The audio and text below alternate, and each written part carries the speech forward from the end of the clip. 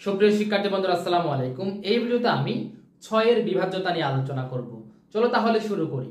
প্রথমেই আমাদেরকে জানতে হবে 6 এর বিভাজ্যতা কি।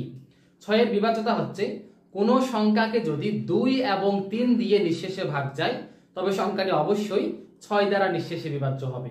অর্থাৎ আমরা বুঝতে পারলাম 6 এর বিভাজ্যতা জানার জন্য আমাদেরকে অবশ্যই 2 এর বিভাজ্যতা এবং 3 এর বিভাজ্যতা জানতে হবে। এখন 2 এবং 3 এর বিভাজ্যতা নিয়ে কিন্তু আমি ইতিপূর্বে আলোচনা করেছি। এই পর্বগুলোর লিংক তোমরা এই ভিডিও ডেসক্রিপশনে দেওয়া আছে, তোমরা চাইলে এখান থেকে দেখে আসতে পারো। এখন আমরা বোর্ডে গিয়ে এখন 6 এর বিভাজ্যতাটা একটু আলোচনা করব। দেখো আমরা একটা মনে করো যে র্যান্ডমলি মনে করো প্রথমত আমরা 2 এর বিভাজ্যতা কিরকম জানি। 2 এর বিভাজ্যতার জন্য অবশ্যই কোন সংখ্যার মনে করো যে এই যে এইটা একটা সংখ্যা, এটার একক স্থানে জোড় সংখ্যা থাকতে হবে। জোড় সংখ্যা শূন্য অথবা জোড় যদি থাকে, হ্যাঁ শূন্য অথবা জোড় সংখ্যা যদি থাকে সেটা অবশ্যই কি দ্বারা 2 দ্বারা বিভাজ্য হবে। ঠিক আছে। আবার 3 দ্বারা বিভাজ্য হতে গেলে কি করতে হবে, সংখ্যায় বিদ্যমান অঙ্কগুলোর যোগফল, যেমন এখানে এটা 102 একটা সংখ্যা, তাহলে এটার অঙ্কগুলোর যোগফল কত? অঙ্কগুলোর যোগফল হচ্ছে 1 যোগ 0 যোগ 2, তার মানে হচ্ছে 3। এখন 3 যেহেতু 3 দ্বারা বিভাজ্য, তার মানে সংখ্যাটিও 3 দ্বারা বিভাজ্য। এখন এই যে 102 আমরা যেহেতু একক স্থানে জোড় সংখ্যা পাচ্ছি, তার মানে এটা 2 দ্বারা বিভাজ্য এবং এটা 3 দ্বারাও আমরা বিভাজ্য পাচ্ছি। তাহলে 2 এবং 3 দ্বারা যেহেতু বিভাজ্য হলো, তার মানে 102টা অবশ্যই 6 দ্বারাও বিভাজ্য হবে। তোমরা চাইলে যাচাই করে দেখতে পারো। ঠিক আছে, আমরা যদি 6 দিয়ে ভাগ করি, হ্যাঁ 6 একে 6, ঠিক আছে 6 একে 6। এবার দেখো আমরা বিয়োগ করব, এই যে বিয়োগ করলে 4 আসে। এবার এদিক থেকে 2 নামালাম, এবার আমরা জানি 6 7 42। এই যে দেখেছো 6 দ্বারা বিভাজ্য হয়ে গেল। আবার যদি কোনো সংখ্যা যদি যেমন মনে করো যে আমরা লিখলাম যে 105, এখন এটা দেখতে পাচ্ছি স্পষ্টত একক স্থানে ভিজুর আছে, তার মানে এটা 2 দ্বারা বিভাজ্য নয়। তাহলে 2 দ্বারা যদি বিভাজ্য না হয় তাহলে সেটা ওইখানেই বাদ, তার মানে ওইটা আর 6 দ্বারা বিভাজ্য হবে না।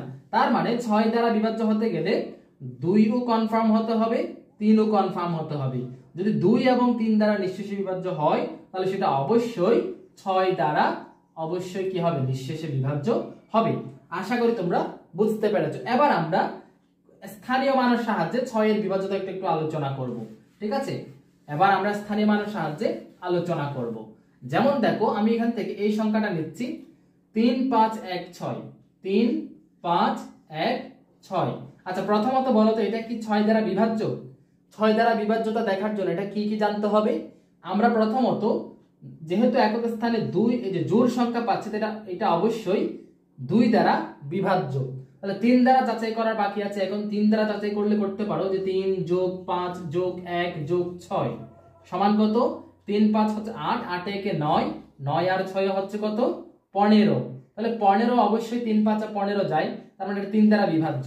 তাহলে যেহেতু 3 দ্বারাও গেল এবং 2 দ্বারাও গেল, তার মানে এটা অবশ্যই 6 দ্বারাও নিঃশেষে বিভাজ্য হবে। ঠিক আছে, তাহলে আমরা এটা নিঃশেষে বিভাজ্যটা আমরা জেনে নিলাম। এখন আমরা এটাকে এই যে স্থানীয় মান বের করব। দেখো এখানে 6 এর স্থানীয় মান কত, এদিকে তোমরা লিখবে 6 এর স্থানীয় মান। ঠিক আছে, আমি এই কথাটা লিখছি না, তোমরা চাইলে লিখতে পারো 6 এর স্থানীয় মান। আমি জাস্ট 1 গুণ 6 সমান মনে করো আমি দিলাম 6। এবার 1 এর স্থানীয় মান তোমরা লিখবে 1 এর স্থানীয় মান, আমি জাস্ট লিখে দিচ্ছি 1 গুণ 10, হ্যাঁ সমান কত? 10 একে 10, এই কি লিখছি এটা 10, এটা হবে যে 10। তারপর এদিকে 5 এর স্থানীয় মান কত হবে? 5 গুণ 100। ঠিক আছে, তার মানে কত? তার মানে হচ্ছে 500। এখন এই যে দেখো আমরা কিন্তু অন্যান্য স্থানীয় মানের ব্যাখ্যাতে কিন্তু আমরা যে সংখ্যার বিভাজ্যতা দেখালাম সেই সংখ্যা দিয়ে একটু ভেঙে দেখিয়েছি। যেমন মনে করো যে 4 এর ক্ষেত্রে সংখ্যাগুলোকে 4 দিয়ে যদি ভাঙা যায় 4 দিয়ে ভেঙে দেখিয়েছি। 2 এর ক্ষেত্রেও সেম, 3 এর ক্ষেত্রেও সেম দেখিয়েছিলাম। এখন এটা 6 দ্বারা যেহেতু এখন দেখা যাচ্ছে এখানে 500, এটা 6 দ্বারা বিভাজ্য না, তাহলে এটাকে আমরা কিন্তু আর ভাঙবো না। ঠিক আছে, এটাকে আমরা ভাঙবো না। আর এটা কিন্তু অনেক জটিলে গিয়ে কিন্তু ভাঙা যায়, সেটা কিন্তু অনেক জটিল প্রসেস হয়ে যাবে। মানে 500 থেকে 6 দ্বারা বিভাজ্য যতটুকু অংশ ততটুকু আমরা চাইলে করতে পারি, নিয়ে তারপর ভেঙে দেখানো এটা কিন্তু একটু জটিল হয়ে যাবে। তাই আমরা এখানে অত ঝামেলায় যাব না, আমরা জাস্ট স্থানীয় মান করে দিয়ে স্থানীয় মানটা নিয়ে ব্যাখ্যাটা লিখবো 6 দ্বারা বিভাজ্য কিনা।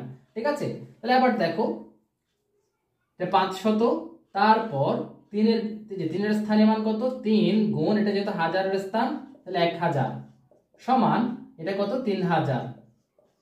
ঠিক আছে, এই 3000টা দেখো, এই 3000টা কিন্তু 2 দ্বারাও বিভাজ্য, 3 দ্বারাও বিভাজ্য, তাহলে এটা কিন্তু 6 দ্বারা বিভাজ্য হবে অবশ্যই। 500 তো আমরা দেখার সাথে সাথে 6 দ্বারা বিভাজ্য না, কিভাবে বুঝতে পারলাম?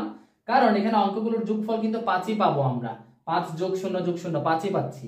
আবার একক স্থানে 0 আছে, তাহলে এটা 2 দ্বারা বিভাজ্য ঠিক আছে, কিন্তু 3 দ্বারা আমরা বিভাজ্য পাচ্ছি না, তাই এটা অবশ্যই 6 দ্বারা বিভাজ্য না। কিন্তু এটা একক স্থানে জোড় আছে, তার মানে এটা 2 দ্বারা বিভাজ্য, এবং এটা সবগুলোর যোগফল যেহেতু 3, এখন 3 তো 3 দ্বারা বিভাজ্য, এই যে 3 একে 3, হ্যাঁ 3 একে 3, 3 একে 3, তার মানে এটা অবশ্যই 6 দ্বারা বিভাজ্য। তাহলে এটাকে আমরা চাইলে ভেঙে দেখাতে পারি, তাহলে তোমরা চাইলে ভেঙে দেখাতে পারো, ঠিক আছে? কিভাবে দেখাবে?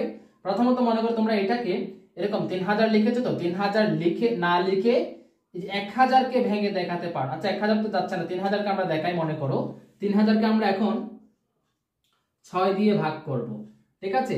6 দিয়ে আমরা ভাগ করি, এটা একেবারে সহজ।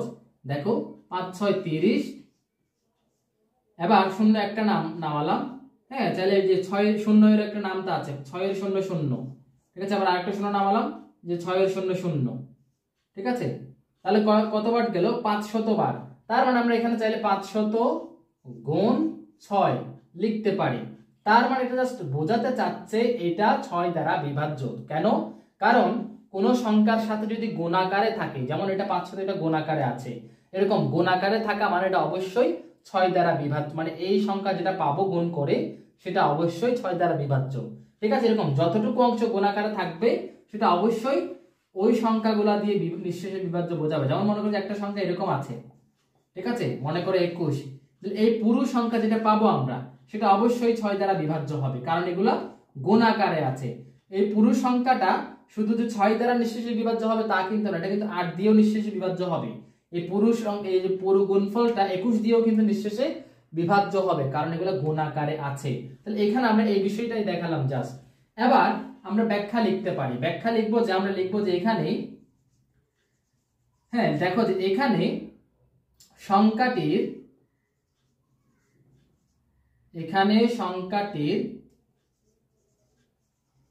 একক স্থানীয় অঙ্ক, হ্যাঁ বা একক স্থানের মান, বা একক স্থানের মান 6, যা জোড় সংখ্যা, যা কি সংখ্যা? জোড় সংখ্যা। তাই সংখ্যাটি 2 দ্বারা বিভাজ্য, 2 দ্বারা বিভাজ্য। আমরা 2 একটা বলে দিলাম। এবার বলবো যে আবার সংখ্যাটির, হ্যাঁ সংখ্যাটির এখন অঙ্কগুলোর যোগফল করব। সংখ্যাটির অঙ্কগুলোর যোগফল, অঙ্কগুলোর যোগফল, দেখো অঙ্কগুলোর যোগফল আমরা এখন বের করব। আমরা সবগুলাকে যোগ আকারে লিখব। 3 যোগ 5 যোগ 1 যোগ 6 সমান আমরা কত জানি? 6 কে 7, 7 5 12, 12 3 15, হ্যাঁ 15 পাচ্ছি আমরা। যা একটি আছে এদিকে দেখো, যা 3 দ্বারা বিভাজ্য, যা 3 দ্বারা বিভাজ্য। 15 কিন্তু 3 দ্বারা বিভাজ্য, 3 5 15 জানি আমরা, ঠিক আছে? তাহলে এখন আমরা কি বলতে পারি? সুতরাং সংখ্যাটি, হ্যাঁ সংখ্যাটি না বলে আমরা চাইলে এটা পুরো নামটা বলতে পারি যে 3516 সংখ্যাটি 6 দ্বারা নিঃশেষে বিভাজ্য হবে, 6 দ্বারা নিঃশেষে বিভাজ্য। তার মানে আমরা কি বুঝলাম? তার মানে আমরা বুঝলাম যে কোন সংখ্যা যদি 2 এবং 3 দ্বারা নিঃশেষে বিভাজ্য হয় তাহলে অবশ্যই 6 দ্বারাও নিঃশেষে বিভাজ্য হবে। মনে করো একটা সংখ্যা 2 দ্বারা বিভাজ্য কিন্তু 3 দ্বারা বিভাজ্য না, তার মানে এটা 6 দ্বারা বিভাজ্য হবে না। মনে করো একটা সংখ্যা 3 দ্বারা বিভাজ্য কিন্তু 2 দ্বারা বিভাজ্য না, তাহলে এটা 6 দ্বারা বিভাজ্য হবে না। অর্থাৎ 6 দ্বারা বিভাজ্য হতে গেলে, নিঃশেষে বিভাজ্য হতে গেলে অবশ্যই 2 দ্বারাও নিঃশেষে বিভাজ্য হতে হবে, 3 দ্বারাও নিঃশেষে বিভাজ্য হতে হবে। আশা করি তোমরা বুঝতে পেরেছো। তাহলে এখন আমরা খুব সহজে এখন এই বিষয়টা বুঝে গেলাম। এখন একটা মনে করো যে 6 দ্বারা বিভাজ্য নয় এরকম সংখ্যা হলে কি হবে? মনে করো একটা সংখ্যা, এটাকে যদি আমরা এখন কি করে দিলাম? মনে করো এটাকে 7 বানাই দিলাম। এটা কি করলাম? 7। এখন 7 হলে কি হবে দেখো, 7 হলে আমরা দেখতে পাচ্ছি একক স্থানীয় অঙ্কটি হচ্ছে মান হচ্ছে 7, যেটা জোড় সংখ্যা 9, এখানে আমরা লিখতে পারি জোড় সংখ্যা 9, তাই সংখ্যাটি 2 দ্বারা বিভাজ্য নয় বা বিভাজ্য হবে না। ঠিক আছে, বিভাজ্য নয় মনে করে দিকে লিখলাম, বিভাজ্য নয়। আবার সংখ্যাটির অঙ্কগুলোর যোগফল, হ্যাঁ এটা যেহেতু 7, তাহলে এটা কত হয়ে যাবে? 16 হয়ে যাবে। ঠিক আছে, এটা 16 হয়ে যাবে। 16 হয়ে গেলে কিন্তু এটা 3 দ্বারাও বিভাজ্য নয়, 3 দ্বারাও বিভাজ্য নয়। ঠিক আছে, সুতরাং এই যে এটা সংখ্যাটি 7 দ্বারা, আচ্ছা 6 দ্বারা, হ্যাঁ ঠিক আছে 6 দ্বারা নিঃশেষে বিভাজ্য নয়। ঠিক আছে, আবার যদি মনে করো একটা সংখ্যা 2 দ্বারা বিভাজ্য, 3 দ্বারা বিভাজ্য না, এরকম যদি আমরা বানাতে চাই, তাহলে মনে করো যে একটা সংখ্যা কত বানাবো, মনে করো যে এটাকে যদি আমরা 8 বানাই দেই, এটা যদি 8 বানাই দেই, তাহলে যোগ হবে কত দেখো, আর যদি 8 বানিয়ে দেই, এটা যোগ করলে হয় যে কত সেটা একটু আমরা আগে দেখি। 8 একে 9, 9 5 হচ্ছে 14, 14 এবং 3 হচ্ছে 17। ঠিক আছে, এখন 17 তো একটা মৌলিক সংখ্যা, মানে 17 তো 3 দ্বারা বিভাজ্য নয়, তার মানে এটা অবশ্যই 3 দ্বারা বিভাজ্য নয় লিখতে হবে। আবার 8 এটা যেহেতু জোড় সংখ্যা, হ্যাঁ জোড় সংখ্যা, এখানে 9টা কাটা দিব আমরা, হ্যাঁ এখানে আমরা কি লিখবো, আর এখানে 8 বানাই দেই, মনে করি এখানে 8।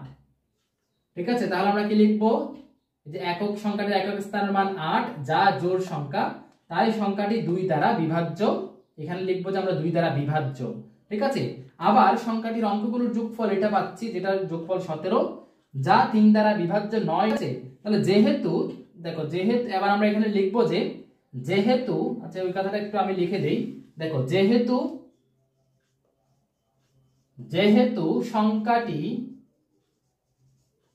সংখ্যাটি 2 দ্বারা বিভাজ্য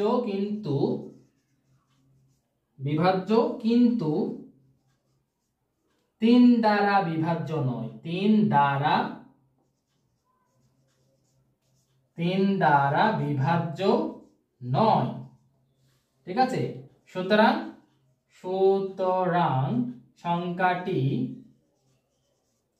6 দ্বারা বিভাজ্য নয়, 6 দ্বারা বিভাজ্য নয়। এইভাবে তোমরা ব্যাখ্যাটা লিখতে পারো। আশা করি বুঝতে পেরেছো। তাহলে ভালো থেকো, সুস্থ থেকো, দেখা হবে পরবর্তী পর্বে। আল্লাহ হাফেজ।